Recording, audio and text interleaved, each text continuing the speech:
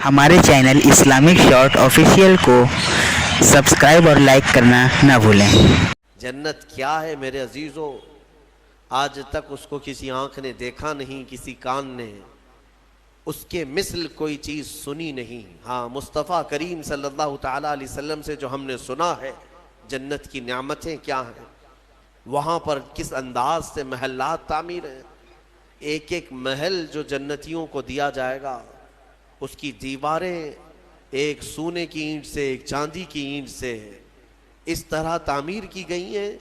ज़मीन मुकम्मल नरम ज़ाफ़रान से, और घर महलों के अंदर जवाहरात, याकूत, ज़मर्रद, लुलू और न जाने मरजान कौन कौन से कीमती पत्थरों से महल को सजाया गया है। एक छोटे महल की बात कर रहा हूँ। फिर हर महल के अंदर नहर जारी होगी, जन्नातिन तजरी मिन तहतिहल अनहार।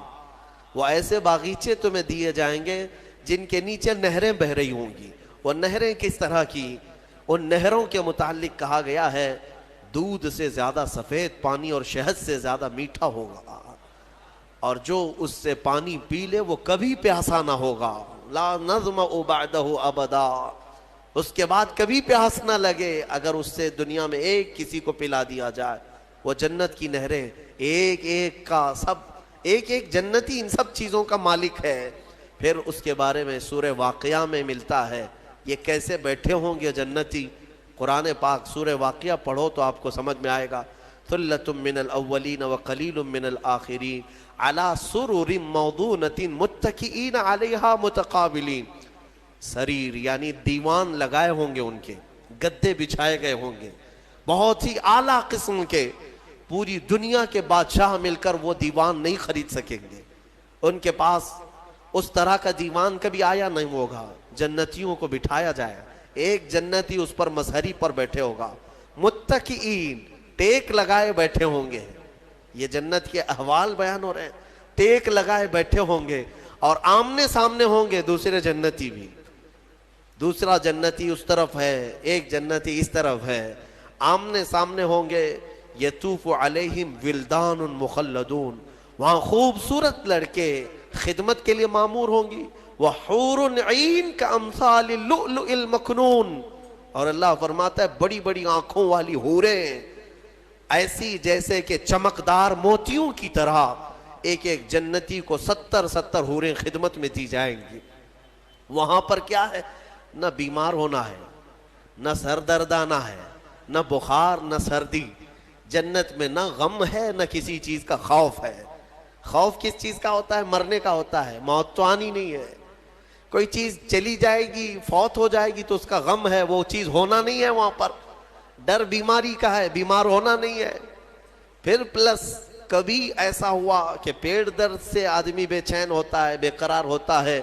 जन्नत में न कभी किसी को पेट दर्द होना है, न किसी को तहारत इस्तिंजा पकाने की हाजत होनी है, क्योंकि वो नूरी जगह है। जो खाएगा वो नूर ही नूर है, नूर ही नूर है, उसका फुजला नहीं। नूर का फुजला नहीं होता, कचरा नहीं होता। तो जन्नत में किसी चीज की फिक्र नहीं। इसीलिए कुरान में जगह जगह अल्लाह ने फरमाया ला खौफुन अलैहिम वला हुम यहज़नून, ना उन पर किसी चीज का खौफ होगा, न किसी चीज का गम होगा। इसीलिए मेरे अजीजों, जन्नत की चाहत रखो। इससे बढ़कर के क्या है? जन्नत में एक महल कैसा दिया जाएगा पता है? जन्नत फुल हो चुकी होगी, फुल हो चुकी होगी। सबसे आखिर में एक बंदा आएगा, हिसाब देते देते देते जमाना गुजर गया, जन्नती जन्नत में जा चुके, सबका फैसला हो गया। लास्ट आने वाला, सबसे आखिर में आने वाला जन्नती पता नहीं कितने 100 साल बाद आएगा। बख्शिश हो गई, उसकी सजाएं खत्म हो गई, उसे भी निकाल करके लाया गया। जन्नत में वो आया, देखा सारी जन्नत भरी हुई, सबके महल्लात लगे हुए हैं। जाहिर सी बात है, एंट्रेंस पर सीधे ही आते ही बड़े बड़े महल्लात और सबके नाम लगे हुए हैं। ये हसरत से देखने लगा, मैं बहुत ताखीर से आया, मुझे जगह मिलेगी या नहीं मिलेगी। सबसे आखिर में आने वाला जन्नती, तो वो जन्नत में अंदर आएगा, रब तबारक व तआला से पूछेगा कि मौला मेरी जगह है या नहीं जन्नत में। रब तबारक व तआला फरमाता है जन्नत में उस बंदे से पूछता है तेरी क्या ख्वाहिश है। جنت میں یہ محلات سب کو جو دیے گئے وہ کتنے بڑے ہوں گے میں انداز آپ کو بتاتا ہوں. اس بندے سے پوچھا گیا, وہ بندہ کہتا ہے میرے لیے کوئی جگہ ہے یا نہیں؟ اللہ تعالیٰ فرماتا ہے اے بندے تو دنیا سے آیا, دنیا میں رہا, زمین پر رہا, زندگی گزارا, وہاں سے آیا, اب تیرے لیے جنت ہو گئی. پوری دنیا جتنی بڑی تھی کیا اتنا بڑا محل تجھے دے دوں؟ جنت میں اتنا بڑا ایک محل تجھے دے دوں؟ وہ خوشی سے مولا کی بارگاہ میں اچھلنے لگا, مولا اتنا بڑا محل, اگر اتنی بڑی نعمت مجھے مل جائے تو کیا کہنے. رب تعالیٰ فرماتا اے بندے کیا تو اس بات پر راضی ہے کہ دنیا کے برابر 2 دنیا برابر میں ایک محل دے دوں؟ دگنا, دنیا جتنی بڑی ہے اس سے بڑی. وہ بندہ خوشیوں سے جھومتا جا رہا ہے, یہاں تک کہ رب تعالیٰ اضافہ کرتا جا رہا ہے. حدیث پاک میں ہے اللہ تعالیٰ نے فرمایا کہ پوری دنیا کے برابر 3 گنا بڑا محل تجھے جنت میں دے دوں. وہ اش کرنے لگا, مولا یہ میری حیثیت سے زیادہ ہے اور تیرے فضل کے لیے کوئی چیز کمی نہیں ہے. پھر مولا تبارک و تعالیٰ حکم دے گا کہ اس بندے کو جو دنیا سے آیا, سب سے اخیر میں آیا, پوری دنیا کے برابر 3 گنا بڑا کر کے اسے محل دیا جائے. یہ سب سے اخیر میں آنے والے کا ہے, جو شروع میں جا چکے ہوں گے ان کے محلات کتنے بڑے ہوں گے, اور جنت کی وسعت کو تم اندازہ بھی نہیں کر سکو گے. وہ کتنی بڑی ہے, کتنی چوڑی ہے, نہ تمہارے کیلکولیشن میں آ سکے گا, نہ حساب میں آ سکے گا. جنت کو کس قدر پھیلایا گیا ہے میرے عزیزوں. اب نعمتیں ایسی ہیں کہ اللہ تعالیٰ فرماتا ہے جنتی جب جنت میں جائیں گے, کلما رزقوا فیہا من ثمرۃ رزقا قالوا ھذا الذی رزقنا من قبل. جس چیز کی خواہش ہوگی نا وہ ان کا کھانا وہاں سامنے رکھا ہوگا. پھل کھانے کی خواہش, وہ جو کھانے کی خواہش کریں گے جنتی وہ وہاں پر خدمتگار جنت میں لا کر ان کے سامنے رکھ دیں گے. اور فرمایا گیا کہ ہر بار ایک ہی قسم کے پھل کی طرح شکل ایک ہی ہوگی اور مزے الگ الگ ہوں گے, ایک ہی چیز لائی جا رہی ہے. تو جنتی ہو سکتا ہے آپ نے سیب کھانے کی خواہش کی, لایا گیا, بعد میں کیلا کھانے کی خواہش کی گئی, پھر ویسے ہی سیب کی طرح ہی شکل لائی گئی. پھر بعد میں آپ کو گوشت کھانے کی خواہش ہوئی, تب بھی سیب کی طرح ہی چیز لائی گئی. تو جنتی کہیں گے کہ یہ کیا ہے, جب ہمیں رزق دیا جا رہا ہے ایک ہی طرح کا دیا جا رہا ہے. تو رب تبارک و تعالیٰ قرآن میں فرماتا ہے کلما رزقوا منہا من ثمرۃ رزقا قالوا ھذا الذی رزقنا من قبل. کہیں گے وہ ایسا ہی ہم کو اس سے پہلے بھی ملا تھا.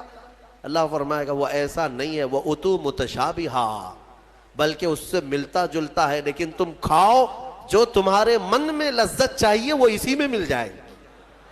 جنت کی نعمتوں کو ہم کیسے بیان کر سکیں میرے عزیزوں.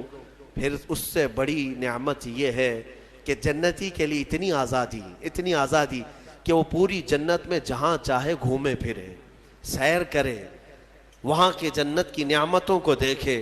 جنتی کی کبھی خواہش ہوگی وہ عرض کرے گا کہ مولا میں سیر و تفریح کے لیے تیری اولیاء کے دربار دیکھنا چاہتا ہوں, اسے لے جایا جائے گا.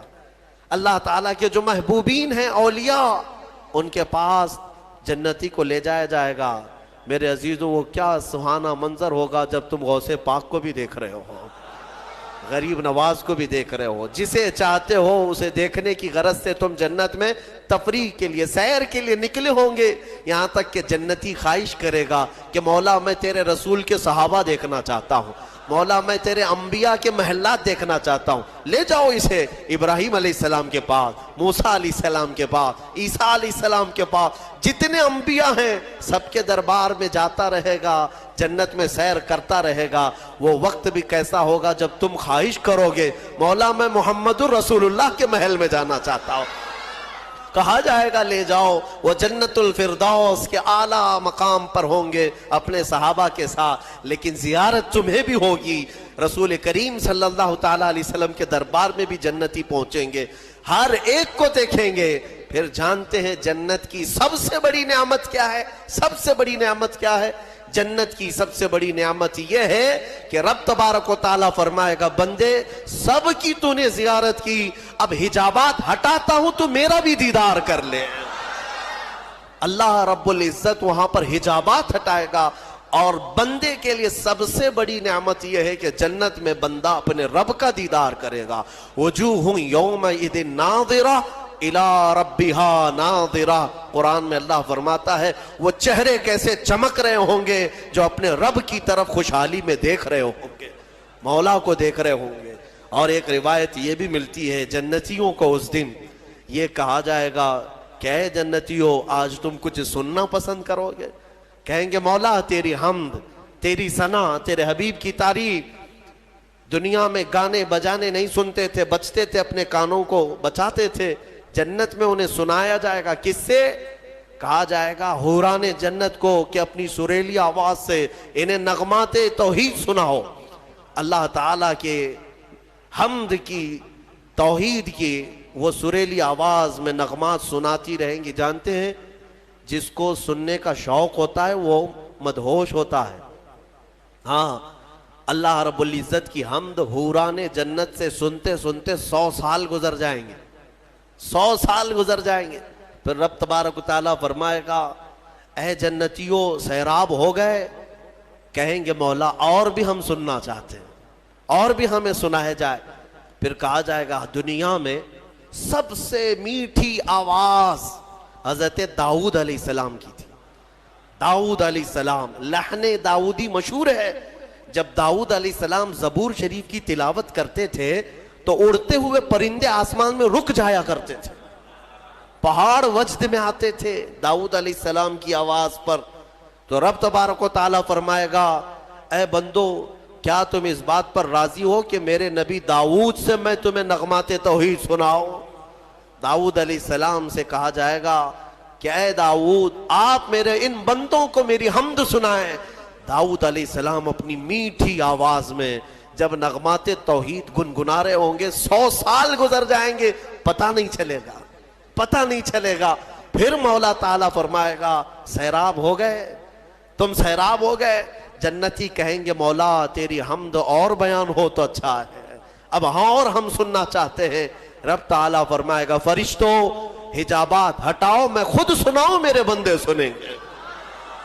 مولا کریم کیا وہ منظر ہوگا۔ اسی لیے جنت میں جانے کی تڑپ رکھو، طلب رکھو۔